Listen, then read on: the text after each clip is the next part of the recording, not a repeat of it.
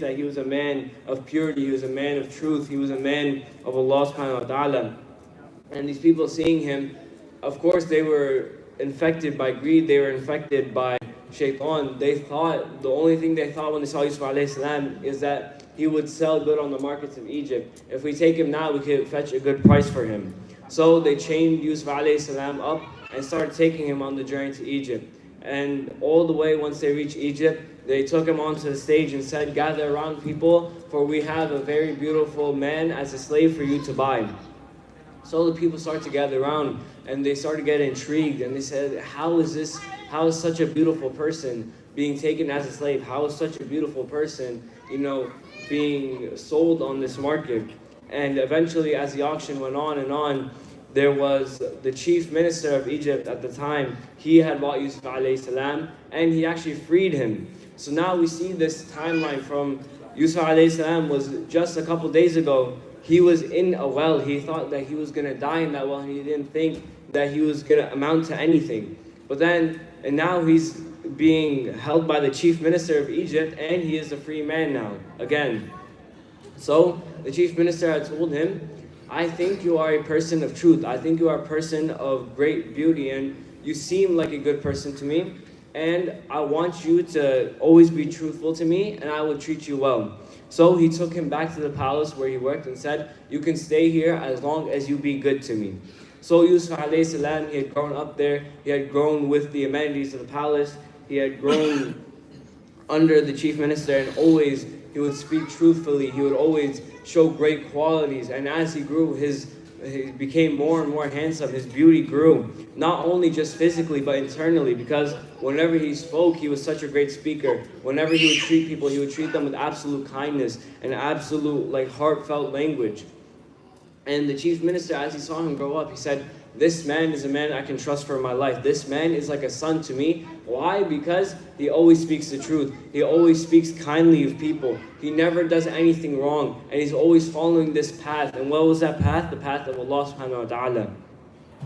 Now, even though Yusuf alayhi salam was having such good moments in his life, and all these amenities and things, of course he would face more hardships and more tests with Allah subhanahu wa ta'ala. But I want to pause here real quick.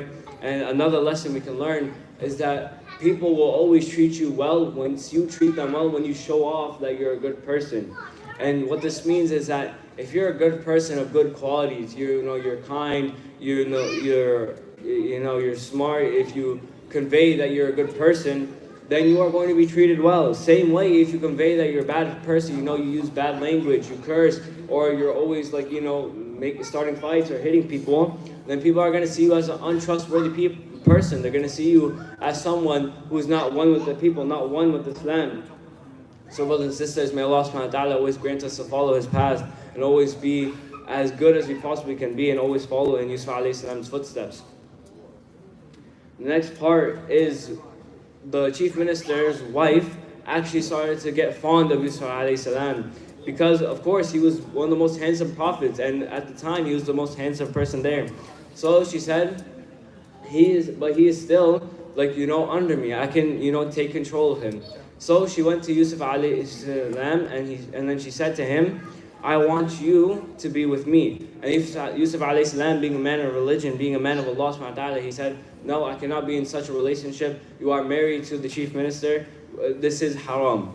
But she wouldn't give up at this moment, and she tried to throw herself upon Yusuf alayhi salam. And Yusuf alayhi salam actually started running. He was so scared of doing haram that he genuinely started fleeing away from her. And she started chasing after him, to the point where she grabbed the back of his shirt and tore it. And as he kept running, they ran into the chief minister. And this is where his wife started to get scared. She thought, "Oh, this is the part where I'm going to get in trouble." So what did she say? She said, "Yusuf alayhi salam tried to throw himself upon me. He tried to take advantage of me." And Yusuf alayhi salam was now scared. He thought that the chief minister would take the word of his wife over me. And then he started pleading. He said, "No, you are like a father to me. You have treated me so well. I would never betray your trust in this way. She actually tried to take advantage of me." And the chief minister, of course, he was a smart man. So he went up to them and he started examining the situation. Then he saw that Yusuf alayhi salam's shirt was torn from the back. And then he said, to his wife, how is his shirt torn from the back? If he was trying to throw himself upon you, then you would have tore his shirt from the front. You are lying to me and you have deceived me. Yusuf alayhi salam has done nothing wrong. And from this point on, the chief minister actually put more trust into Yusuf alayhi salam and became more fond of him, because in that moment he did not lie, he did not try to badmouth the wife, but he only spoke the truth and only wanted his innocence. So as time went on, people started to hear about the situation, and the wife of the chief minister started to become a laughing stock of the town. They would say, oh, this is the woman who tried to throw herself on Yusuf alayhi salam. This is the woman who tried to cheat on her husband. And this became like a problem for her. She started to think that people aren't going to respect me anymore, so what do I have to do? I have to show them that they are wrong. So she brought her council of women, and then she had invited them all to a banquet. And she had lined them up in rows and gave them food, and as time went on, she gave them fruit, and she also gave them knives so that they could cut the fruit. At this moment, she had called for Yousuf and said, Yousuf, walk in here. Yusuf alayhi salam, he walked in with his gaze lowered, and as the wife of the chief minister called him, he had walked slowly towards her with his gaze lowered. And now these women, seeing Yusuf alayhi salam, they became so astonished of his beauty and of his purity, that as they were cutting the fruit, they were cutting their own hands, and they didn't even notice at the time. They weren't even feeling the pain because they were so stargazed by Yusuf alayhi salam. And his wife, again, this was all jealousy, hatred, shaitan talking. May Allah subhanahu wa ta'ala protect us. And she started to say, see, I am not wrong for this. You guys fell for the same trap as me. And if he disobeys me one more time, I will have him thrown in prison. So Yusuf alayhi salam, he got scared. He said, I will not do any haram acts, and I would rather stay in the prison. So the chief minister's wife said, okay, then that will be it. So she went to her husband and said, I want you to throw Yusuf alayhi salam in prison. And the chief minister said, why would I throw such a man in prison? And then she said, because he's constantly disobeying me. Are you going to really choose this man who you had just bought from a market a couple of years ago over your own wife?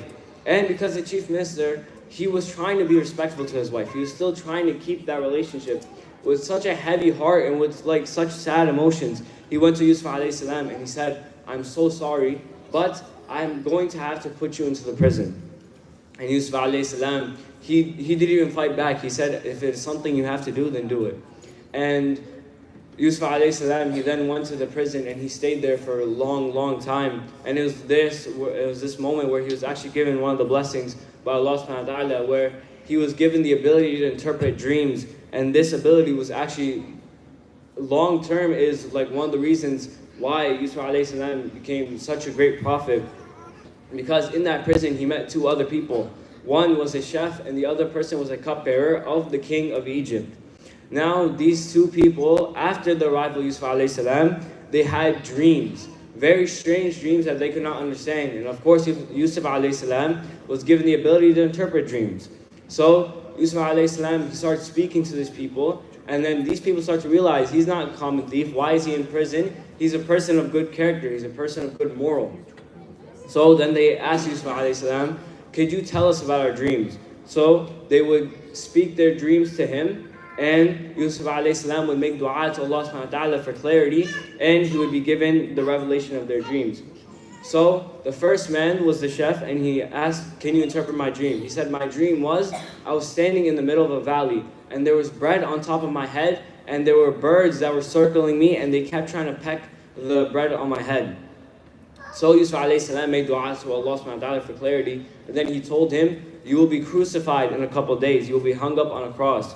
And then the next man, who's the cupbearer, the person who gives drinks to the king, he came to him, and then he said, my dream was, I was serving the king again. It was like a normal day where I was just serving him wine and drinks and the food. And Yusuf alayhi salam, again, he made dua to Allah subhanahu wa ta'ala for clarity. And then he said, you are going to be freed from this prison in a couple of days. And he said to him, once you are freed, please tell the king of my innocence. Please tell him that there's an innocent man in prison. Of course, these people start to respect Yusuf alayhi salam. So he said, okay, I will tell him of your innocence. And the dreams actually came true, and what Yusuf alayhi salam said would happen came true. The chef was, put on a cross in a couple of days, and he was killed, and the cupbearer was set free. But then this is where Shaitan actually came to the cupbearer and started to make him forget of Yusuf alayhi salam's words. And so the cupbearer went on to do his job. And he didn't actually tell the king about Yusuf alayhi salam, and Yusuf alayhi salam would stay in prison for a couple more years. For the sake of time, I'm going to stop here, but inshallah, I will be able to finish the story of Yusuf alayhi salam next week. Inshallah. Assalamu alaikum wa rahmatullahi wa barakatuh. Please pray your sunnahs.